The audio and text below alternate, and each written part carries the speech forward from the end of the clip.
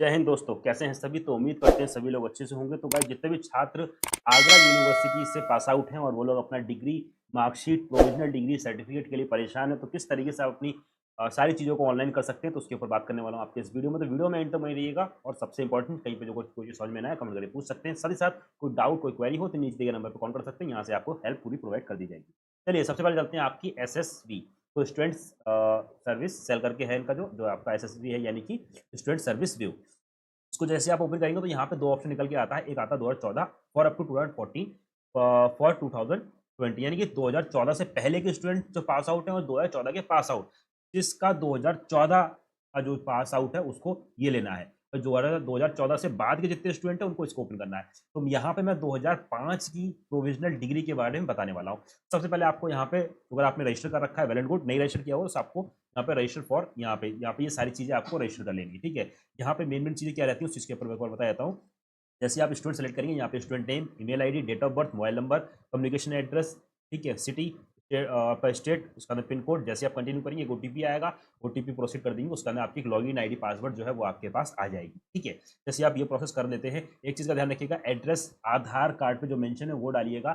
तो उससे ये रहता है कि डिग्री जो है वो अटकती नहीं। कई बार होता है आधार कार्ड पे एड्रेस दूसरा है और आपने कोई दूसरा एड्रेस डाल दिया तो समस्या आती है। एक ही एड्रेस डालिएगा, मतलब ये टेम्परेरी और परमानेंट वाला, जो परमानेंट आधार कार्ड पे एड्रेस है उस एड्रेस को यहाँ पे फिल करना है। ओके, ये करने के बाद कंटिन्यू करेंगे। जैसे आप यहाँ पे ओटीपी आएगा, ओटीपी फिल कर देंगे आपके मोबाइल नंबर पे और उसके बाद में फिर इसको सेव कर लेंगे तो एक नया इंटरफेस आपका खुलकर आ जाएगा। ठीक है, तो नया इंटरफेस जो है वो आपका किस तरीके खुल के आएगा, जैसे मान लीजिए इसको ओपन करते हैं और उसके अंदर फिर आपको लॉगिन आईडी आपके पास मिल चुकी है, तो यहाँ पे आपको स्टूडेंट लॉगिन आईडी फिल कर देनी है और ऐसे कर लेना ओपन। जैसे आप इसको ओपन करेंगे, ओपन करने के बाद कुछ इस तरीके का इंटरफेस देखने को मिलेगा। अब आपको यहाँ पे सबसे पहले क्या करना पड़ेगा, सबसे पहले यहाँ पे कंप्लीट योर प्रोफाइल करनी पड़ेगी। इसके लिए आपको क्या करना पड़ेगा, यहाँ पे जो चीज़ें आ चुकी हैं वैलिड कोड नहीं आई है उनको क्या करना है, फिल कर लेना है। एड्रेस वगैरह एक बार देख लेना है, पिन कोड, स्टेट जो है वो आपको चूज कर लेनी है, आपकी जो सिटी है वो आपको चूज कर लेनी है। यहाँ पे हिंदी में नाम आपको पुट करना है, उसके बाद फिर यहाँ पे पासपोर्ट साइज फोटो जो है वो आपको यहाँ पे अपलोड कर देनी है। ये काम करने के बाद में सेव कर देंगे। उसके अंदर अब आते हैं फाइनल स्टेज पे, अप्लाई फॉर डिग्री या मार्कशीट। अब इसको ओपन करते हैं। जैसे आप इसको ओपन करेंगे, उसको ओपन करने के बाद में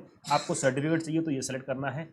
ठीक है, certificate medium of the instruction backlog का जो अगर है तो ये कंप्यूटराइज डुप्लीकेट मार्कशीट निकलवानी है या फिर मार्कशीट निकलवानी तो आपको यही करना पड़ेगा। डिग्री के लिए आपको इसको ओपन करना है, डॉक्यूमेंट वेरिफिकेशन के लिए ये, माइग्रेशन के लिए ये, एनरोलमेंट ये, और माइग्रेशन डॉक्यूमेंट वेरिफिकेशन ये है, डुप्लीकेट माइग्रेशन यानी कि एक बार आपका करा चुका है, खो चुका है, तब आपको इसे करना है। पहली बार कर रहा हो तो माइग्रेशन ये, प्रोविजनल जो लिखा हुआ यानी कि प्रोविजनल डिग्री जो है वो आपको यहाँ से मिलेगी। इसको कर लेना। जैसे आप इसको करेंगे अप्लाई सर्विसेज, अब जैसे आप इसको करेंगे यहाँ पे जो भी आपकी कैटेगरी है, यहाँ पे जो बीएड का छात्र मैं उसको फिल कर रहा हूँ, तो जो भी आपकी कैटेगरी इसको फिल कर लेना है। ध्यान रखिएगा हर चीज यहाँ पे दी है। कई बार बीएससी के छात्रों का मैसेज आता है कि सर बीएससी इसमें नहीं मिल रहा है, एक एक पॉइंट को आराम से देखिएगा, बीएससी भी मिल जाता है, बीएससी भी इसमें होती है। ठीक है, तो यहाँ पे मैं बैचलर ऑफ एजुकेशन यानी कि बीएससी को फिल करता है, वो बीएड को फिल कर रहा हूँ और यहाँ पे 2005 वाली 5 की जो डिग्री है उसके लिए, प्रोविजनल डिग्री के लिए अप्लाई कर रहा हूँ। उस टाइम पे ईयरली था तो मैंने इसको ईयरली ओपन कर दिया। उसके बाद फिर आपको यहाँ पे फर्स्ट ईयर सेलेक्ट कर लेना है। फर्स्ट ईयर सेलेक्ट करने के बाद अब यहाँ पे स्ट्रीम जो है वो आपको फिल कर देनी है। ठीक है, स्ट्रीम, कॉलेज नेम, पार्ट यानी कि पार्ट था, सेमेस्टर था, जो भी है आपका वन फिल कर लेना है। उसके अंदर रेगुलर था, प्राइवेट, तो ये बीएड जो है रेगुलर ही होता है। उसके अंदर फिर आपको रोल नंबर फिट कर देना और फिर पासिंग ईयर, जो भी आपका पासिंग ईयर है वो पासिंग ईयर यहाँ पे आपको सेलेक्ट कर लेना। यहाँ पे ध्यान रखिए 2014 तक ही आएगा। 2014 के बाद की है तो आपको जो मैंने पहले बताया था वहां पर पहुंचना है। तो ये जो थी 2005 की है तो मैंने इसको 5 फिल कर लिया। अब यहाँ पे पीडीएफ ध्यान रखिएगा, आपकी जो मार्कशीट है, मार्कशीट की पीडीएफ अपलोड करनी, जो कि 200 केबी से कम की पीडीएफ आपको बना के अपलोड करनी है। चलिए जल्दी से मैं इसको कर लेता हूँ अपलोड। यहाँ पे मैंने इसको कर दिया अपलोड। अपलोड करने के बाद जैसे मैं ऐड करूंगा तो यहाँ पे देखिएगा ये आपके अपलोड हो चुकी है। एक बार इसको चाहे तो आप यहाँ पे व्यू करके देख सकते हैं। जैसे व्यू करेंगे यहाँ पे फाइल में डाउनलोड होता है तो यहाँ पे जो है मार्कशीट ये आपकी अपलोड हुई, एक बार देख लीजिएगा डॉक्यूमेंट सही अपलोड हुआ है गलत, तो उसके बाद करते हैं आपका कंटिन्यू।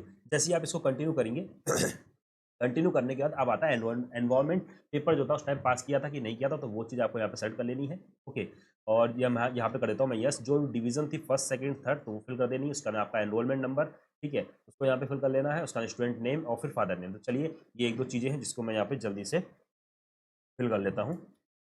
और यहाँ पे ये चीज़ें फिल करने के बाद में, उसके बाद में जो प्रोसेस उसको ध्यान से देखिएगा कि गलती की गुंजाइश जो है वो नहीं होनी चाहिए, क्योंकि एक बार यहाँ पे गलती कर दी तो समस्या जो है वो आपको होगी, आपकी डिग्री उसके बाद में नहीं आएगी। इस चीज़ का आपको विशेष ध्यान रखना है। ठीक है, तो यहाँ पे मैंने नेम जो है वो पुट कर दिया है।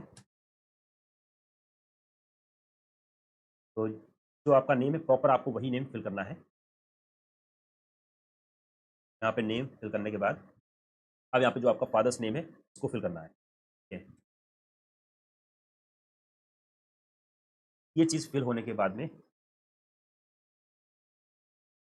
फादर्स नेम फिल कर दीजिएगा। फादर फिल करने के बाद सेव फाइनल, एक चीज़ का ध्यान रखिएगा, जो अगर आप सेव फाइनल को ओके कर देते हैं, ठीक है, तो आप फिर एडिट नहीं कर पाएंगे। तो चीज़ों को वेरीफाई कर लीजिएगा, चीज़ें सही हैं कि गलत हैं, ठीक है। यहाँ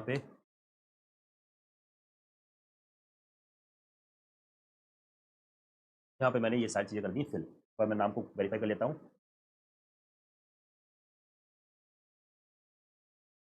चलिए, यहाँ पे मैंने सारी चीज़ों को एक बार क्रॉस चेक कर लिया है। आपका नेम, क्योंकि नेम में ही जो अगर मिस्टेक होगी तो समस्या आपको देखने को मिलेगी, ठीक है। सॉरी। तो पासिंग ईयर 2005,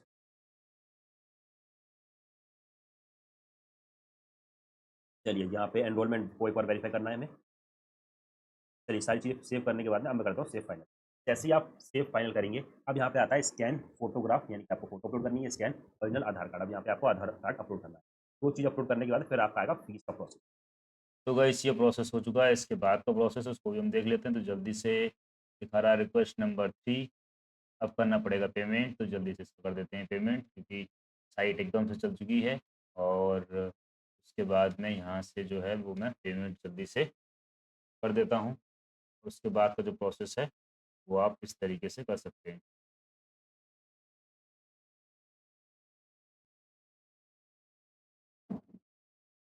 तो ये सारा का सारा प्रोसेस जो है वो जल्दी से कर लेते हैं।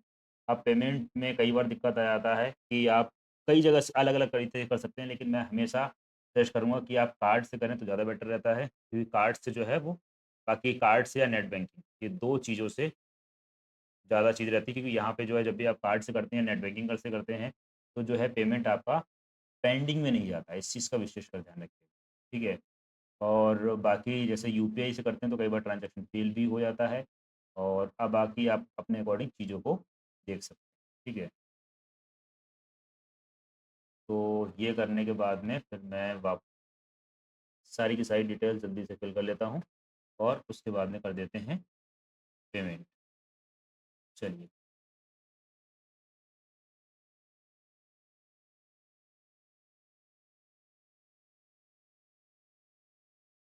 जैसे ही आप इस पे करेंगे, उसके बाद में प्रोसेसिंग आती है और एक ओटीपी आएगा आपके मोबाइल नंबर पे। आपको ओटीपी पुट कर देना है और आपका पेमेंट ट्रांज़ैक्शन कट जाएगा और पेमेंट हो जाएगा। ओके, चलिए मेक पेमेंट कर देते हैं। जैसे ही आप कर देंगे तो यहाँ पे जो है वो ये चीज़ हो चुकी है। कई बार साइट एक्सपायर, अब देखिए सेशन एक्सपायर हो गया, लेकिन आपको घबराने की ज़रूरत नहीं है। साइट इशू हो जाती है, वापस से आपको जाना है, वापस से लॉगिन करना है, ठीक है? तो यहाँ पे वापस से आप कर लें लॉगिन, ठीक है? जैसे ही आप वापस से लॉगिन करते हैं, कुछ इस तरीके का इंटरफेस आपको देखने को मिलेगा, थोड़ा सा टाइम भी लग जाएगा, और वहाँ से अब आप रिसिप्ट जो है वो आप डाउनलोड कर सकते हैं। ओके, चलिए आगे देख लेते हैं। तो यहाँ पे जो है वो टाइम लगा रहा है, क्योंकि मुझे लग रहा है नेट का कुछ इशू है, बट कोई दिक्कत नहीं है। इस तरीके से आप अपनी डिग्री वगैरह ले सकते हैं। अब यहाँ पे जो आती है समस्या, मेन समस्या यहीं पे आती है कि इसके बाद भी आपको डिग्री नहीं मिलती, ठीक है? सारी चीज़ें कर ली, अब यहाँ पे जाएँगे एप्लीकेशन स्टेटस पे, तो यहाँ पे आप लोग देख सकते हैं, यहाँ पे दिखा रहा है pending at level 12, pending at level 1। अब क्या करें?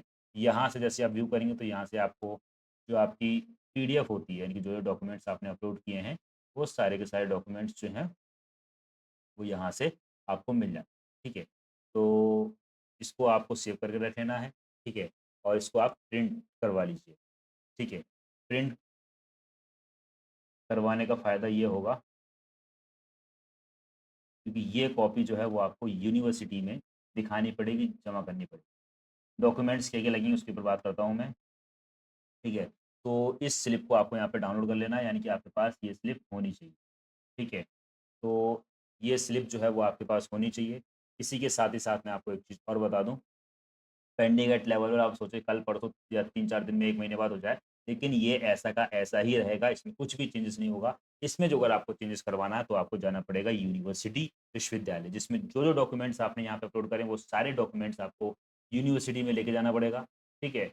यूनिवर्सिटी लेके जाना पड़ेगा, और उसके बाद में फिर एक कंप्लेंट आपको रेज़ करनी पड़ेगी टिकट नंबर वगैरह से, और उसके बाद में कुछ खर्चा करना पड़ेगा, फिर जाके चीज़ें आगे हो सकती हैं। ठीक है, आप जाएँगे तो खर्चा लगेगा, बाकी सारी चीज़ें होती हैं। तो अब आपको यूनिवर्सिटी में जाके अपना डॉक्यूमेंट जो है वो सबमिट करना है, जो अगर आप सक्षम हैं तो आप खुद से जा सकते हैं। आपको जाने में दिक्कत है तो इस तरीके से चीज़ों को कर सकते हैं। मिलते हैं गाइस फिर नेक्स्ट वीडियो में एक नई अपडेट और एक नई जानकारी के साथ में। तब तक के लिए thanks for watching, have a nice day. जय हिंद, जय Bharat, love you dear friends, thank you so much all of you, take care and bye.